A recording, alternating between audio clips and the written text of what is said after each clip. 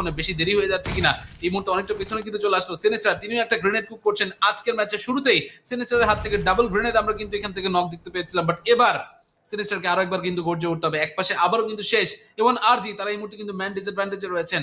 Grenade দিয়ে elimination বের করে ফেলেছেন এই মুহূর্তে মেহরাজ, বাট তারপরেও এখানে কিন্তু বলা কঠিন যে তারা এখান থেকে ম্যাচে বিজয়ী হবেন কিনা সিনিস্টার। তার উপরে কিন্তু এই মুহূর্তে একটা গ্রেনেড গিয়ে পড়লো and that grenade deflected itself. তার মানে এখানে কিন্তু এখনো পর্যন্ত নকের কোনো দেখা তাদের তরফ থেকে কিন্তু মিলছে না। রেজ তিনি এই মুহূর্তে একদম ক্যালকুলেট করে একটা গ্রেনেড কিন্তু এই মুহূর্তে করবেন। ডান্টে তিনি একদম বাম পাশে কিন্তু চলে আসেন এবং এই বাম পাশ থেকে সিজে বয়কে স্পট করা কিন্তু পসিবল। সিজেকে এই মুহূর্তে দেখতে পাওয়া গেল, সিজে লাস্ট মুহূর্তে তিনি পেছনে সরে আসেন। এটা অবশ্যই একটা বিপজ্জনক মোড় কিন্তু নিতে পারতো পুরো খেলাটাতে, বাট তারপরও বেঁচে কিন্তু এখান থেকে তারা রয়েছেন। সিনিস্টার তিনি এখান থেকে জানেন এখন আসলে যা করতে হবে তার একারই করতে হবে। ডান থেকে নক না করতে পারলে একটা পাশ পুরোপুরি কিন্তু সেখান থেকে ব্লাইন্ড হয়ে যাবে এবং তখন তাকে এখান থেকে কিন্তু এআর দিয়ে এলিমিনেট করা কিন্তু পসিবল হবে। গ্রেনেডের আর দরকারও কিন্তু পড়বে না, অলরেডি মলি কিন্তু লেগে গিয়েছে।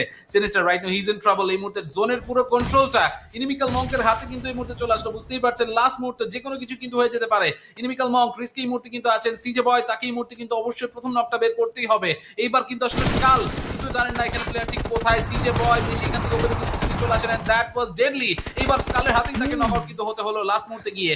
সিনিস্টার সেও কিন্তু এখান থেকে down the train first match first win.